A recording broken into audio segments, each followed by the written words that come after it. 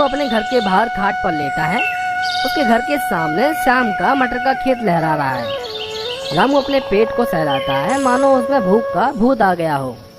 अरे रामू, क्या जमाना आ गया।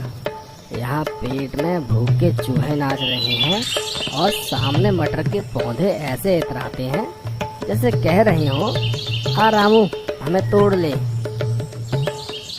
गुड्डू वहाँ खेलता हुआ आता है। उसके हाथ में एक फटी हुई गेंद है। बाबा, क्या सोच रहे हो? क्या मम्मी के लिए कोई खाना बना रहे हो? आयो शैतान, मम्मी का नाम लेकर मेरा ध्यान मत भंग कर। मैं कुछ गंभीर बात सोच रहा हूँ।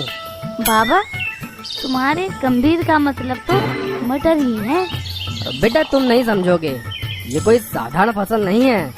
ये गांव का ताज है। हमारी भूख का इलाज है। इलाज से याद आया, माँ ने कहा है कि आज सब्जी तुम्हें लानी है। सब्जी? हाँ, सब्जी तो लानी ही है। और सब्जी कहाँ से आएगी ये भी तय हो चुका है। बाबा, कहीं तुम श्याम काका के खेत की तरफ तो नहीं देख रहे? बेटा, जब आंखों के सामने मटर हो तो भगवान भी उसे छोड़ने का गुनाह नहीं करेगा। लेकिन बाबा, चोरी? बेटा, इसे चोरी नहीं, इसे जरूरत की आवाज कहते हैं। इस बीच श्याम अपने खेत में मटर के पौधों को देखकर खुश होता है। रामू की नजर लगातार उस पर टिकी रहती है। वाह, इस बार की मटर की फसल तो लाजवाब है। लगता है गांव वालों को मटर की पार्टी देनी पड़ेगी। सुना बेटा, मटर की पार्टी, लेकिन पहले मेहमान हम बनेंगे। बाबा, तुम्हारे लालच का कोई इलाज नहीं। रामू अपनी खाट से उठता है और गुड्डू को इशारा करता है। सुन बेटा, रात को योजना बनाते हैं कि खेत से कैसे मटर चुरानी है। बाबा, तुम इतना गंभीर क्यों हो? बेटा, ये सिर्फ मटर नहीं, हमारी सपनों की फसल है। बाबा, तुमने तो मटर को स्वर्ग बना दिया। मटर के पराठे का ख्याल भी स्वर्ग से कम नहीं। दोनों जोर जोर से हंसते हैं। रामू का लालच और बढ़ जाता है।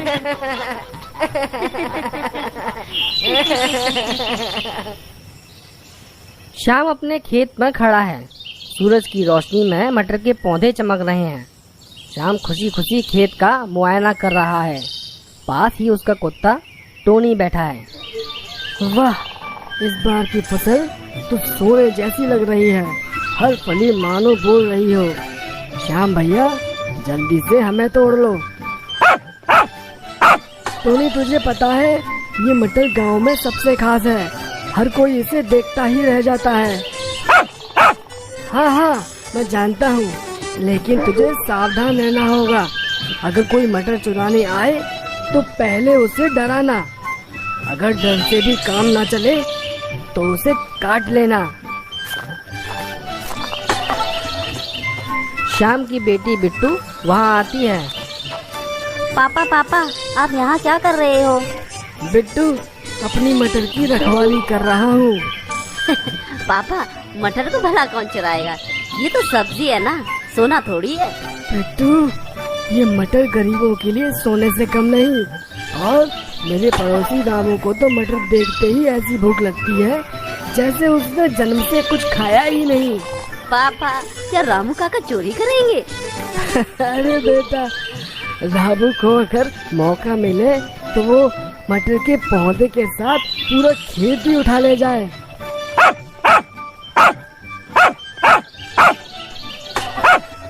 टोनी, चुप हो जाओ।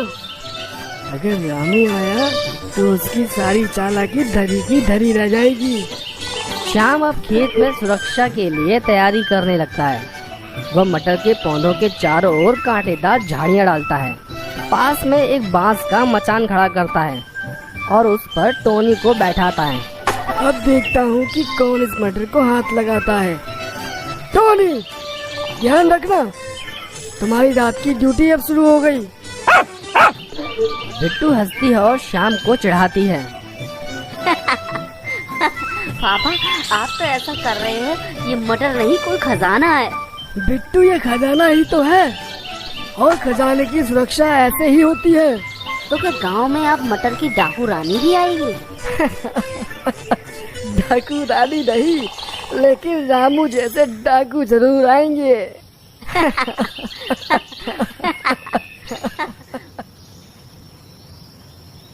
रात का समय, अंधेरा घना है। केवल शाम के खेत के पास टोनी के भौंकने की आवाज और टिमटिमाते जुगनुओं की रोशनी दिखाई दे रही है। रामू और गुड्डू अपने घर के बाहर खड़े हैं। रामू के हाथ में एक पुरानी टोकरी और गुड्डू के हाथ में एक मटकी है। बाबा, ये सही नहीं लग रहा। अगर काका ने पकड़ लिया तो? बेटा, डरने से कुछ नहीं होता। जिंदगी में बड़ा आदमी वही बनता है जो बड़े काम करता है।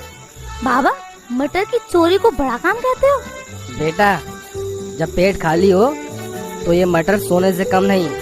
चल, ज्यादा सवाल मत कर। दोनों खेत की ओर बढ़ते हैं। रामू बार बार पीछे मुड़कर देखता है। खेत के पास पहुंचते ही टोनी भौंकने लगता है। दोनों घबरा जाते हैं। बाबा, कुत्ता तो चौकन्ना है, अब क्या करेंगे? बेटा, योजना बदलनी पड़ेगी। मटकी को खेत की ओर फेंको। जब टोनी वहाँ जाएगा तो मैं मटर तोड़ूंगा। बाबा, ये काम मैं क्यों करूं? क्योंकि मैं तेरा बाप हूँ। अब चुपचाप फेंक। गुड्डू मटकी खेत के एक कोने में फेंकता है। टोनी भौंकता हुआ उस ओर भागता है।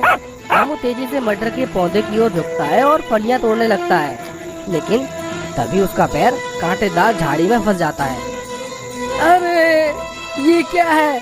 श्याम ने खेत के चारों ओर कांटे क्यों लगाए हैं? बाबा, ये तुम्हारे जैसे चोरों के लिए ही है। ज्यादा हंस मत, चल मदद कर। गुड्डू रामू को कांटे से निकालने की कोशिश करता है, लेकिन तभी टोनी वापस आ जाता है। अरे अरे टोनी, हमें छोड़ दे। हम तो बस देखने आए थे कि मटर पक गई है कि नहीं। बाबा, कुत्ते से तो झूठ मत बोलो। टोनी जोर जोर से भौंकने लगता है। खेत में हलचल मच जाती है। श्याम टॉर्च लेकर बाहर आता है। कौन है वो? कौन है वो? बेटा, भाग। बाबा, भागने से पहले पैर तो छुड़ा लो। श्याम पास आता है और टॉर्च की रोशनी राम और गुड्डू पर डालता है। दोनों की शक्ल देखते ही हंस पड़ता है। अरे अरे, ये रामू है और उसके साथ उसका गुड्डू। तुम दोनों यहाँ क्या कर रहे हो? कुछ नहीं भाई, बस खेत का मुआयना कर रहे थे। मुआयना? वो भी रात के समय और टोनी से छिपकर? बाबा, अब तो सच बोल दो। भाई, मटर बहुत लुभानी लग रही थी, दिल नहीं माना, तो बस थोड़ा सा ले रहे थे। थोड़ा सा? पूरी टोकरी भरने की तैयारी थी। टोनी, क्या करें इनका?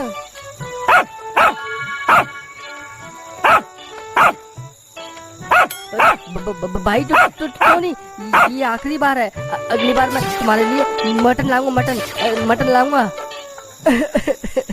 पंचायत में चलो, तुम्हारी चोरी का मजेदार फैसला तो वहीं होगा। गांव का चौपाल, आसपास दिए जल रहे हैं। पंचायत बैठी है और गांव के लोग हंसी मजाक के मूड में हैं। श्याम रामू और गुड्डू को लेकर पंचायत में पहुंचता है। ये क्या मामला है श्याम? रात को इतनी हड़बड़ी में पंचायत बुलाने की क्या जरूरत पड़ गई? अरे मुखिया जी, रामू ने हमारे खेत की मटर पर धावा बोला है। टोनी ने इन्हें रंगे हाथ पकड़ा है। गांव वाले ठहाके लगाते हैं। रामू शर्माते हुए सिर झुका लेता है। मुखिया जी, ऐसा कुछ नहीं है। हम तो बस खेत का जायजा लेने गए थे। रामू, खेत का जायजा आधी रात को? टोनी के भौंकने के बाद ये कौन सा नया शौक पाल लिया है? मुखिया जी, शौक नहीं, भूख थी, भूख। रामू का पेट देखकर ही समझ आता है। गांव वाले जोर जोर से हंसते हैं। रामू थोड़े गुस्से में आ जाता है। हाँ, हंस लो, जैसे तो आप सबने कभी किसी के खेत से मटर तोड़ी ही नहीं होगी। रामू, बात इधर उधर मत घुमाओ, सच बताओ, चोरी क्यों की? मुखिया जी, मटर के पराठे का ख्याल आया तो खुद पर काबू ही नहीं रहा। बाबा, तुमने मुझे भी फंसा दिया। अब मटर के पराठे नहीं, चने की सजा मिलेगी। मुखिया जी, सजा तो होनी ही चाहिए, वरना ये हर साल मटर की फसल के साथ यही करेगा। मुखिया सोचने का नाटक करता है, फिर मजाकिया अंदाज में बोलता है। ठीक है रामू, सजा तो तुम्हें मिलेगी, लेकिन ये सजा तुम्हारे पेट को भी भर देगी। क्या मतलब? शाम, रामू से तुम्हारे खेत में 1 हफ्ते मजदूरी करवाओ, सुबह से शाम तक, और बदले में इन्हें मटर के पराठे खिलाना। मुखिया जी, ये सजा तो मुझे मंजूर है। सजा या इनाम? रामू, इसे कहते हैं जैसी करनी वैसी भरनी। बाबा, मजदूरी में भी पराठे मिल रहे हैं, तो चलो ये सजा मंजूर है। बेटा, कभी कभी मेहनत का फल भी मीठा होता है। शाम के खेत में रामू मजदूरी कर रहा है। वो मटर के पौधे सावधानी से तोड़ रहा है, जबकि श्याम पास खड़ा हंस रहा है। पास में गुड्डू बैठा है और मटर के पराठे की महक उसे परेशान कर रही है। रामू, देखो तो सही, मटर की चोरी करने आए थे। अब इन्हीं मटरों के लिए दिन भर पसीना बहा रहा है। हाँ भाई, मेहनत का मजा अब समझ में आ रहा है। चोरी में जो डर था वो इस मेहनत में नहीं। बाबा, पराठे कब मिलेंगे? मेरा पेट तो अभी से मटर मटर कर रहा है। अरे गुड्डू, पराठे तभी मिलेंगे जब तुम्हारे बाबा पूरा काम खत्म करेंगे। देखो भाई, अब मैं मेहनत कर रहा हूँ तो पराठे भी मेहनत के हिसाब से ही मिलने चाहिए। थोड़ी देर बाद शाम के घर में मटर के पराठे बनते हैं। सभी सदस्य इकट्ठा होकर खाना खाने बैठते हैं। रामू पहला कौर मुंह में डालते ही आंखें बंद कर लेता है। अरे वाह, ये स्वाद तो राजा महाराजाओं के खाने जैसा है, इतना अच्छा है। और ये पराठे चोरी करके खाते तो ऐसा मजा नहीं आता, है ना? बिल्कुल सही कहा भाई। अब समझ में आ गया कि मेहनत से कमाया खाना ही सबसे ज्यादा स्वादिष्ट होता है। बाबा, तो अगली बार चोरी नहीं करेंगे। बेटा, अब कभी नहीं। चोरी के लालच ने मुझे पंचायत में नचा दिया। अब बस मेहनत करूँगा। अच्छा है रामू, वरना अगली बार चोरी की तो पराठे नहीं, झाड़ू मिलेगी, झाड़ू।